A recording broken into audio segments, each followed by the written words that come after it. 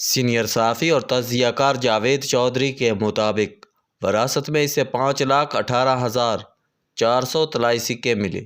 یہ سکے کل اثاثہ تھے، لیکن جب اسے اثاثے کا احساس ہوا تو اس وقت تک 86,400 سکے ضائع ہو چکے تھے اور 4,32,000 باقی تھے۔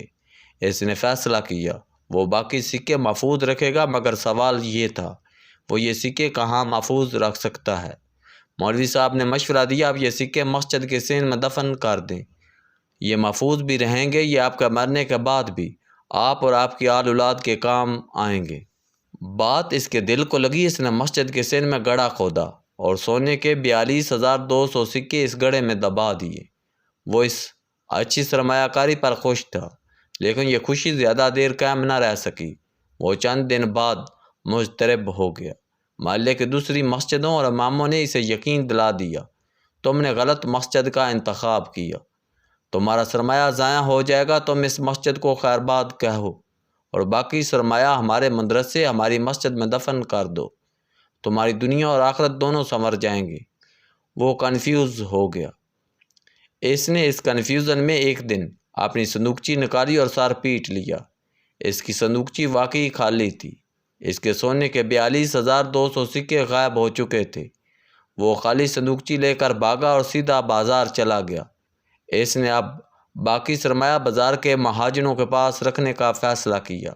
یہ مہاجن سرمایہ لیتے تھے، 5 سال اپنے پاس رکھتے تھے اور 5 سال بعد اصل زر کے ساتھ سود کی قسطیں ادا کرنے لگتے تھے۔ یہ اچھی اور محفوظ سرمایہ کاری تھی، آپ پیسہ لگائیں اور 5 سال بعد پیسہ ریٹرن کے ساتھ واپس لینا شروع کر دیں۔ اس نے اپنے 42,200 سکے بازار کے مہاجنوں کے پاس رکھوا دیے۔ وہ روز مہاجن کے پاس جاتا، سارا دن اس کے پاس بیٹھا رہتا، سرمایہ کا محفوظ ہونے کا یقین کرتا اور شام کو واپس آ جاتا۔ یہ روٹین 5 سال جاری رہی۔ وہ اب مطمئن تھا۔ 5 سال پورے ہوئے، وہ مہاجن کے پاس گیا اور سرمایہ کی واپسی کا مطالبہ کر دیا۔ مہاجن نے افسوس سے جواب دیا، بھائی آپ کا سرمایہ محفوظ ہے، لیکن بازار مندی کا شکار ہے، ہم آپ کو فوری طور پر روپیہ واپس نہیں کر سکتے، آپ کو انتظار کرنا پڑے گا۔ اس کے دل کو دھچکا لگا، وہ پریشان ہو گیا، لیکن مایوس نہ ہوا۔ اس نے سرمایہ کی واپسی کے لیے مہاجن کی دکان کے پھیرے لگانا شروع کر دیے۔ یہ سلسلہ 5 سال جاری رہا۔ مہاجن کے پاس اس کے 42,200 سکے پڑے تھے۔ جب اس نے 42,200 سکے مہاجن کے دفتر آئے اور واپس جانے میں صرف کر دیے، اس نے ایک دن بیٹھ کر حساب کیا تو پتہ چلا وہ اب تک کل 2,16,000 طلائی سکے ضائع کر چکا ہے۔ وہ کف افسوس ملنے لگا، لیکن پھر اسے محسوس ہوا وہ نقصان کے باوجود ابھی دیوالیہ نہیں ہوا۔ وہ اب بھی 3,02,400 سکوں کا مالک ہے۔ یہ اگر اچھی سرمایہ کاری کرے تو اس کا باقی سرمایہ بھی محفوظ ہو جائے گا اور اس کا نقصان بھی پورا ہو جائے گا۔ وہ اٹھا، نقصان کا سیاپا بند کیا اور محفوظ سرمایہ کاری کے مواقع تلاش کرنے لگا۔ وہ تلاش کرتا رہا یہاں تک کہ اسے معلوم ہوا شہر میں نیا مال کھلا ہے۔ مال میں سرمایہ کاری کی مشینیں ملتی ہیں۔ آپ مشین میں ایک سکہ ڈالتے اور یہ مشین 2-2، 3-3 اور 4-4 سکے بنا کر باہر نکال دیتی ہے اور یوں آپ تھوڑا سرمایہ لگا کر رئیس ہو جاتے ہیں۔ وہ مال میں چلا گیا۔ مال میں واقعی مشینیں موجود تھیں۔ اس نے ایک خوبصورت اور نازک مشین خرید لی۔ مشین پر لکھا تھا آپ روزانہ صرف 24 سکے ڈال سکتے ہیں، آپ کو 25واں سکہ ڈالنے کے لیے اگلے دن کا انتظار کرنا ہوگا۔ وہ خوش ہو گیا کیونکہ یہ مشین دن میں صرف 24 سکے کھاتی تھی اور یہ سرمایہ کاری اسے سوٹ کرتی تھی۔ اس نے بسم اللہ پڑھ کر مشین میں سکہ ڈالا اور 4 سکے نکلنے کا انتظار کرنے لگا۔ مشین سے 4 سکے نہ نکلے۔ اس نے اگلا سکہ ڈالا، وہ سکہ بھی ضائع ہو گیا۔ وہ 3 دن تک مشین میں سکے ڈالتا رہا، لیکن مشین سے سکے نہ نکلے۔ وہ دکاندار کے پاس چلا گیا۔ دکاندار نے شکایت سنی اور مسکرا کر جواب دیا، جناب آپ بے صبر نہ ہوں، مشین سے سکے ضرور نکلیں گے، میں خود یہ مشین استعمال کر رہا ہوں۔ مجھے شروع میں 6 مہینے انتظار کرنا پڑا، لیکن بالآخر مشین سے سکے نکلے، آپ تاولے نہ ہوں، آپ ضرور کامیاب ہوں گے۔ وہ دکاندار کی بات پر یقین نہیں کرنا چاہتا تھا، لیکن دوسرے گاہکوں نے بھی دکاندار کی تائید کر دی۔ وہ گھر واپس آ گیا اور دوبارہ مشین میں سکے ڈالنا شروع کر دیے۔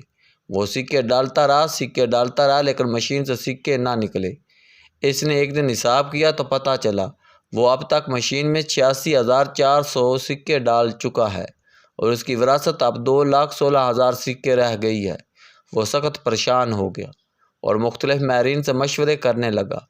ماہرین نے اسے مشورہ دیا تم مشین تبدیل کر لو، دکان میں اور بھی مشینیں موجود ہیں، تم ان پر ٹرائی کیوں نہیں کرتے؟ وہ بھاگتا ہوا دکان پر گیا اور ایک اور مشین خرید لی۔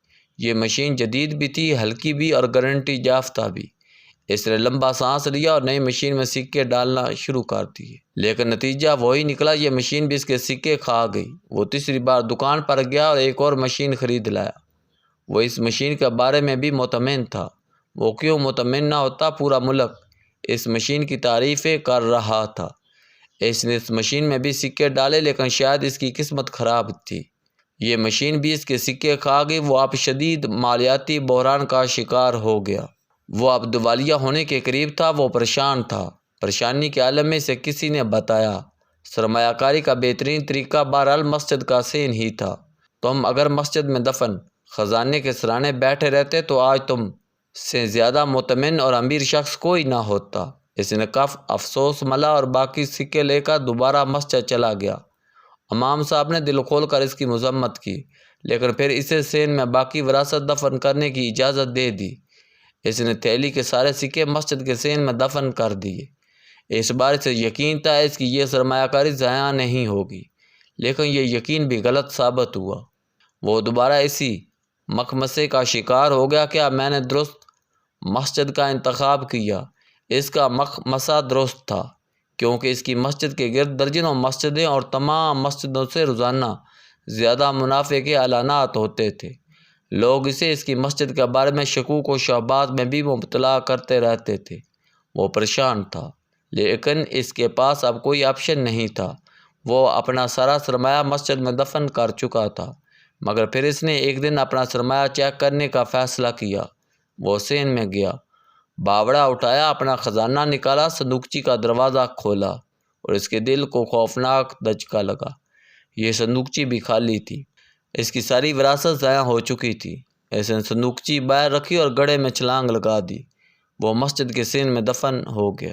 وہ شخص کون تھا؟ وہ شخص کوئی اور نہیں تھا، وہ آپ اور میں ہیں۔ ہمیں 60 سال کی عملی زندگی ملتی ہے۔ یہ 60 سال ایک ایک گھنٹے پر محیط ہوتے ہیں۔ ہم اگر ہر گھنٹے کو سونے کا ایک سکہ سمجھ لیں تو ہمارے پاس روزانہ 24 سکے ہوتے ہیں۔ ہم ان 24 سکوں کو مہینے کے 30 دنوں اور ان 30 دنوں کو سال کے 12 ماہ اور ان سالوں کو 60 سال سے ضرب دیں تو 5,16,400 سکے ہماری کل وراثت بنتے ہیں۔ یہ سکے ہمارا کل اثاثہ ہوتے ہیں۔ ہم یہ اثاثہ زندگی اور بعد از مرگ زندگی پر خرچ کرتے ہیں۔ یہ سرمایہ ہماری کل سرمایہ کاری ہوتی ہے، مگر ہم بدقسمتی سے یہ سرمایہ سکے کنفیوژن کی نظر کر دیتے ہیں۔ ہمیں زندگی کے ابتدائی 10 برسوں تک وقت کی قیمت کا احساس نہیں ہوتا۔ یوں ہمارے 86,400 سکے ضائع ہو جاتے ہیں۔ ہمیں جب وقت کا احساس ہوتا ہے تو ہم دینی اور دنیاوی تعلیم میں کنفیوز ہو جاتے ہیں۔ ہم 5 سال مدرسے اور 5 سال کالج میں ضائع کرتے ہیں۔ ہم وہاں سے بھاگ کر جاب میں پناہ لیتے ہیں۔ ہم وہاں بھی خالی ہاتھ رہتے ہیں۔ ہم پھر سکے کھانے والی مشینیں خریدنے لگتے ہیں۔ ایک مشین فیملی ہوتی ہے، ہمیں لوگ بتاتے ہیں آپ مشین میں ایک سکہ ڈالو گے تو یہ مشین 3-4 سکے نکالے گی۔ ہم سکے ڈالتے جاتے ہیں، مشین سکے کھاتی جاتی ہے، مگر ریٹرن میں کچھ نہیں نکلتا۔ ہم پھر مصروفیت کی مشین لے آتے ہیں۔ ہم اپنے دن رات اپنے کام اپنے مشن کو دینے لگتے ہیں۔ ہم سمجھتے ہیں ہماری مشین ایک کے بدلے 3-4 سکے نکالے گی، لیکن یہ مشین بھی ہمارے سکے کھا جاتی ہے۔ ہم پھر معاشرے، دوستوں اور نظام کی مشین لے آتے ہیں، لیکن یہ مشینیں بھی ہمارے سکے کھا جاتی ہیں، یہاں تک کہ ہم بیزار اور مایوس ہو کر عمر عزیز کا باقی حصہ مذہب کو دے دیتے ہیں، مگر ہم وہاں بھی کنفیوز ہو جاتے ہیں کیونکہ ہمیں یقین نہیں ہوتا ہم جس مذہب، جس فرقے اور جس امام کو مان رہے ہیں وہ ٹھیک ہے یا غلط، اور یوں ہم عمر عزیز کا آخری سکہ بھی ضائع کر دیتے ہیں۔ آپ اگر کسی دن میری طرح دھوپ یا سائے میں بیٹھ کر زندگی کے بارے میں غور کریں تو آپ کو بھی یقین آ جائے گا۔ انسان کا سب سے بڑا مسئلہ کنفیوژن ہے۔ اور یہ بیچارہ یہ مسئلہ حل کرتا کرتا دنیا سے رخصت ہو جاتا ہے۔ یہ اس زندگی میں کوئی ایسی مشین تلاش نہیں کر پاتا جو اس کے سکے دگنے کر دے۔ زندگی رہ گاں اور یہ رہ گاں ہی چلتی جاتی ہے۔